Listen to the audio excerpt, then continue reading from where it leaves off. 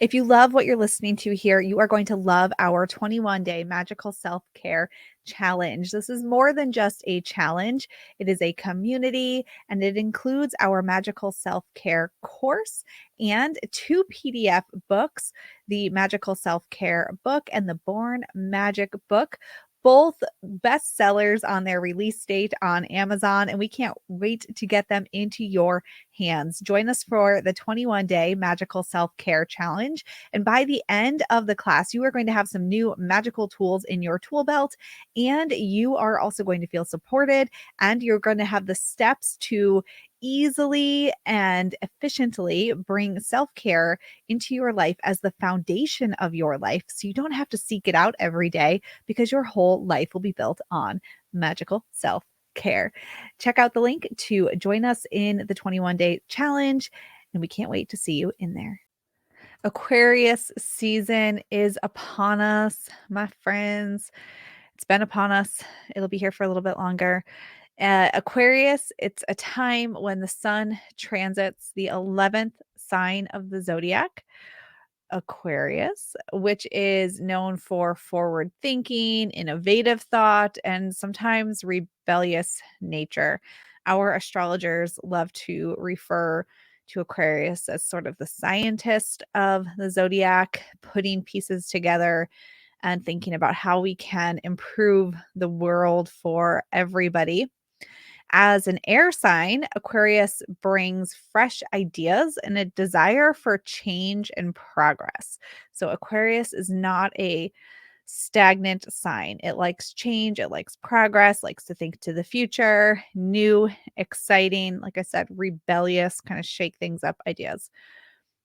Aquarius season is beautiful for envisioning the future, connecting with others on a humanitarian level, and embracing our unique selves. Aquarius is an unique energy, and it brings that out in all of us. So, we're going to talk more about Aquarius in today's podcast episode. If the word witch makes you feel full of power and excitement, if you love personal development but loathe boring love and light conversation, if a sexy combo of witchery and inner work piques your interest, you're in the right place. Welcome home, Magic Maker, and welcome to Expedition to Soul, the podcast brought to you by the Sisters Enchanted. This year, Aquarius is a particularly potent sign for us. The planet Pluto has been in Capricorn for, I think, about 8 years. And Pluto is the sign of power and power structures, or it's the planet of power. I think I called it a sign. It's the planet, or I don't know, poor Pluto, downgraded. Anyway, the planet of power, how we use power in our lives, how we see power around us. And it's been in Capricorn for a while. It's a planetoid that moves slowly, and it's about to move into Aquarius for like the next 8 years or so.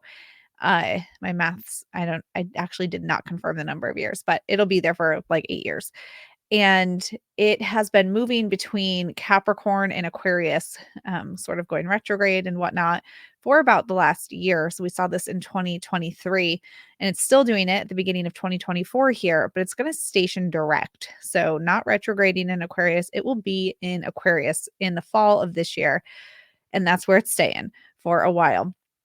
So all of this kind of combustion we've been seeing between structures, think the structure of Capricorn and getting things done, and then Aquarius breaking up those structures. We've been seeing that a lot in the last year. And while Pluto won't stay in Aquarius until later this year, as we move into Aquarius season for ourselves, this is an energy to keep in mind, because we've been seeing it all around us. Pluto's move into Aquarius is going to mark a significant shift on a global scale. So knowing now how you relate to Aquarius can be really interesting as we move into that.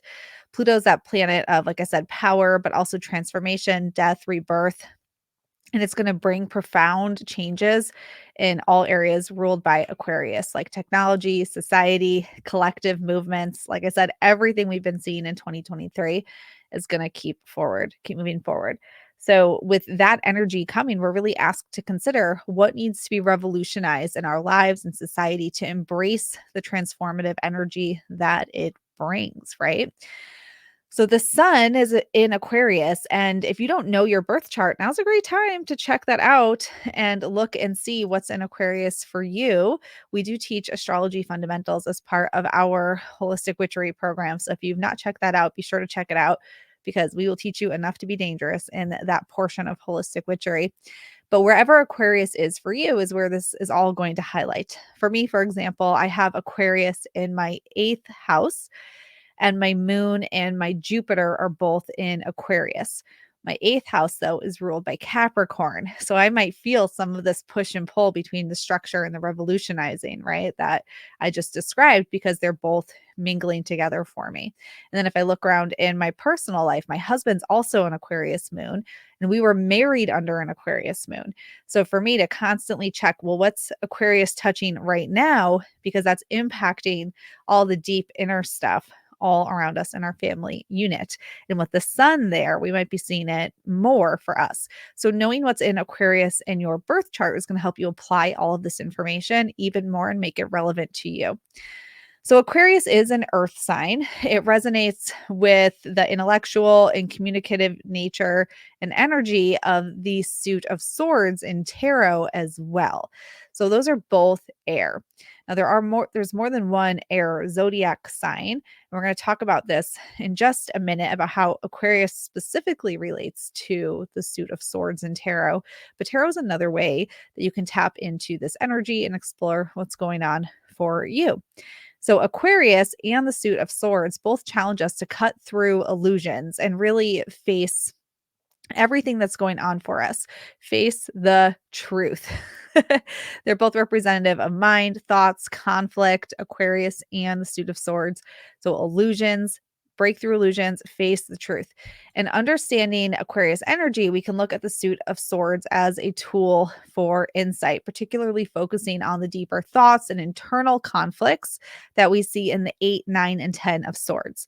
So, there's 3 air signs and Aquarius is the third air sign, which means it is the most wise, experienced, mature of the air signs. And when we look to the end of the suit of swords, we have the 8, 9, and 10, which are the swords. If you're not familiar with tarot, they really are, they look very, they can look pretty uncomfortable. So the 8 of swords is a person kind of trapped in a cage of swords. The 9 of swords is often called the nightmare card. And the 10 of swords is a person lying on the ground, stabbed in the back with 10 swords.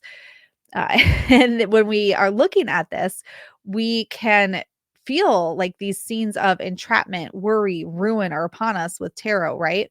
But this also reminds us of the power of our thoughts and the importance of facing our fears and anxieties to move forward. And this is all energy that we can explore with the sign of Aquarius when the sun is in Aquarius. So the 8 of swords represents feeling trapped and blind to the reality all around us. During Aquarius season, it's a call to break free from the mental constraints we've placed on ourselves to see the world from a new, more liberated perspective, right? So that 8 of swords represents feeling trapped, blind to the reality around us because we feel like we don't have any choices. And Aquarius is really asking ourselves to break free from the mental constraints that we've put on ourselves here. The 9 of swords really speaks to our inner worries and fears. Like I said, the nightmare card. And we're urged by the 9 of swords, though, to confront the shadows to find clarity and peace and realize what's a nightmare and what's reality here. And with the 10 of swords, this can be the card of betrayal or endings. We're reminded that with every ending comes a new beginning. There's always a glimmer of a sunrise in the background of the 10 of swords. And it's a message to release what no longer serves us so we can make way for the new and innovative ideas that Aquarius brings. Because Aquarius is always bringing those new and innovative ideas. But in order for them to stick, we have to face our fears and we have to let go of what no longer is serving us, even if it's hard and even if it feels like a betrayal to ourselves or to other people. And we can work with tarot and Aquarius together to see this in ourselves. Like, where is this coming up for us? So, whether or not you know astrology, you can still dig into these themes in your life and help understand what is going on for you and how you might apply this energy to what's going on for you right now. So while the suit of swords and Aquarius energy push us toward progress and change, they also warn us not to get too lost in our thoughts, which is something you can definitely see with Aquarius, and also the suit of swords warns us of that as well. The 8, 9, and 10 of swords can represent becoming too detached from reality, lost in our fears, or overwhelmed by the thought of change. And Aquarius season is a time to balance visionary ideas. So, all of these ideas you have for the future, how things could be different, how you want to break out of your shell, with practical steps to ensure we stay connected to the present and the truth of our situation. So, getting lost, totally lost in the clouds and not coming back to see what's true right now and what are the practical steps I can be taking is never helpful. We want a healthy mix of getting lost in thought, visioning, what are these world changing ideas for ourselves and what are we actually going to do to make them happen? So as you move through Aquarius season, which like I said, we're already in, the sun's already in Aquarius, consider how you can harness this energy for personal growth, because that's what really Aquarius loves. It loves that progress, that innovation, that change. Reflect on the areas of your life that need transformation and how you can use your unique talents and ideas to make a difference. Use the suit of swords, if you like tarot, to guide your thoughts and help you cut through to that truth, though. Remember, tarot is a tool for reflection.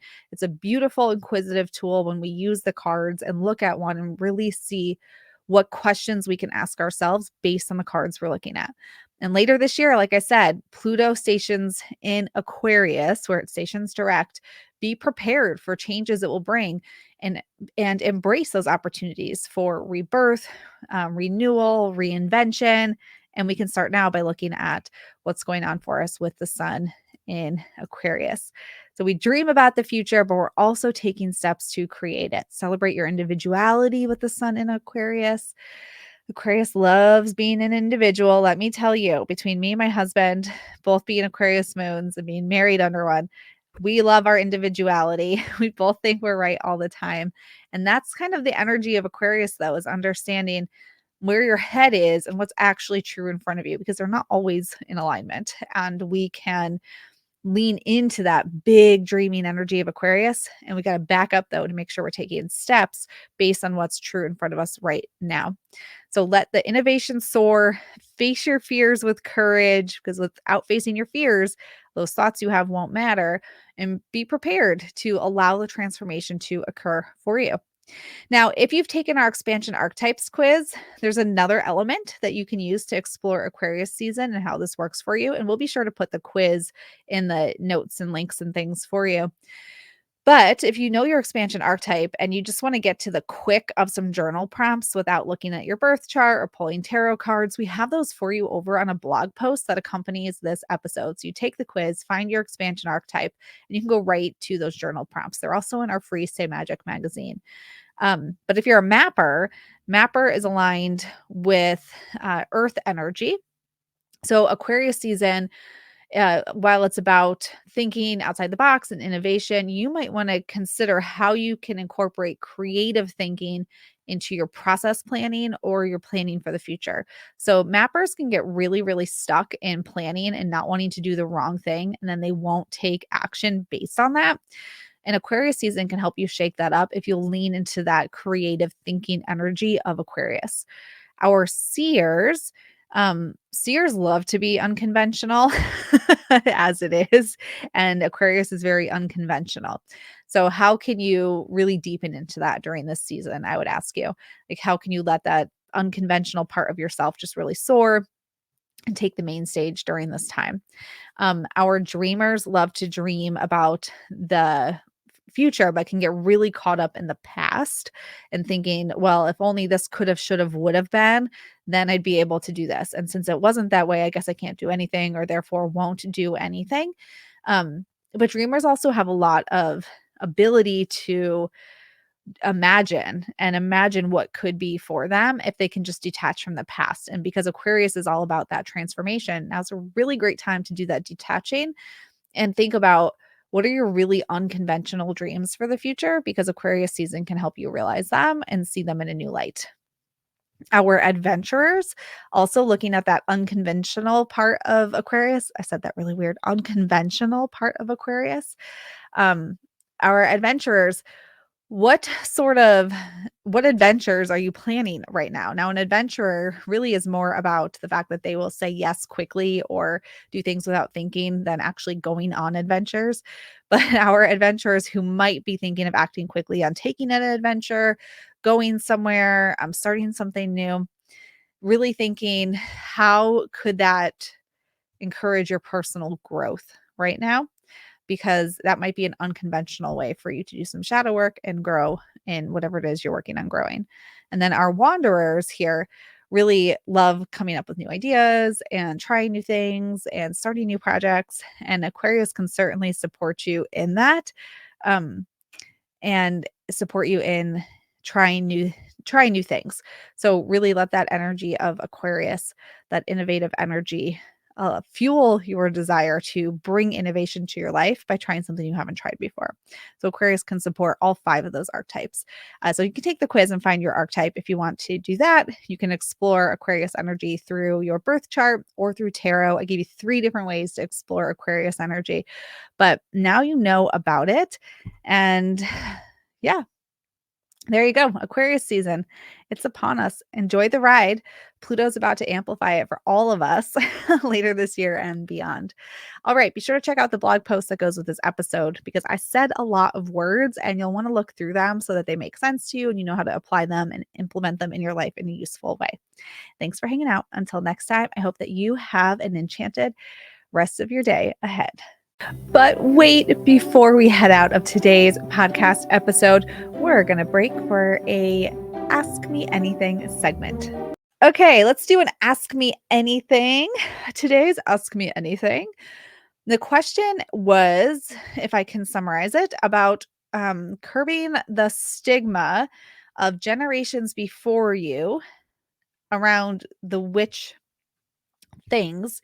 If you feel like people who came before you certainly did witch stuff, but didn't look at it that way and now have feelings about what you are doing. Or maybe there were people in your life who you feel like maybe they were witches or maybe had some like witchy beliefs, but they certainly wouldn't say that, or you're not sure if they would and you don't know how to bring it up. Okay. Firstly, I remember that when it comes to the word witch and the way we use it in our modern history is, or our modern time, is not the way it has been used historically for years and generations before us. So people who were persecuted or convicted of witchcraft in the past would not have been people who were witches as we would use that word today. They were often people who just like were scapegoats for something, or maybe women who weren't married, or even men who had land but wouldn't give it to like the government or something like that. As one example from history, people who didn't go to church, really just people, right? People who were outside the box people, rebellious people, homeless people, unwed mothers, older women who were widowed and didn't leave the house or something. And then if there was a problem in the community, as a way to have something to blame it on, the people in power would then accuse these folks of witchcraft and say, well, that's what's causing it, not like poor leadership or the weather, which we can't control, but like whatever. And so people who were persecuted as witches were blamed for a lot of things and were not witches as we would use the word today. Even midwives, healers, herbalists likely did not use the word witch to describe what they were doing. It would have been like healers, midwives, herbalists, whatnot. Natural healers, faith healers, those kinds of things. And so when we think of people being witches, it is pretty, I would say, common for even women before us, generations past, who were herbalists, healers, maybe people who were intuitive, people who had the sight, so to say tea leaf readers, people who did maybe palm readers, or if they did have tarot cards or something similar, like a divination tool. Water dowsing, pendulum dowsing was before. Tarot didn't really get popular again until the 60s in the US. So different kinds of dowsing, though, like scrying methods. People who did those sorts of things, they probably wouldn't have used the word witch because of the way it's been used historically. How so if you are wanting to have this conversation with people in your life, I would connect based on words they used and what they did, not the word witch, because there is a very modern, it's a pretty modern construct, the way that we're using the word witch today, as opposed to how it's been used historically. So if you have somebody in your life who you felt like had the sight, or was a medium or a psychic medium, or somebody who did you know, palm reading or use some kind of pendulum dowsing, or something like that, use those kinds of words to describe it, herbalism, midwives. I think it is very common for generations before us, though, to not share their stories and not talk about their lives, because it was pretty taboo, right? To just share your personal story with people. Women didn't talk like we do today. And if they did, it was like very behind closed doors.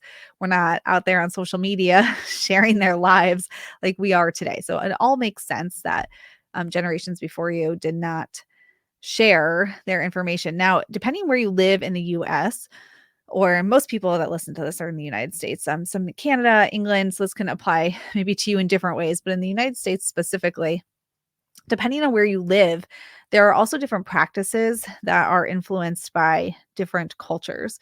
So in the Appalachian Mountains, for example, you might hear of granny witchcraft or Appalachia witchcraft or folklore, and we'd see like different kinds of what might look like almost like superstitions, but really it's a lot of stuff that we would do today in a modern witch practice, um, and very much influenced by granny witchcraft. If you live in the South, then you might be very much influenced by practices that came with enslaved folks, enslaved people, and like different candle burning, for example, or Haitian voodoo might be influenced in that way if you are in like southeastern part of America.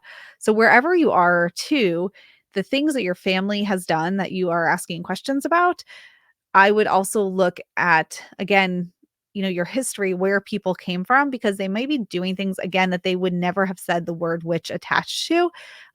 We are using it as a modern way today. And I would use the terms or language that they would have used to connect with them on that level, because they're probably thinking of it very different than you are thinking of it.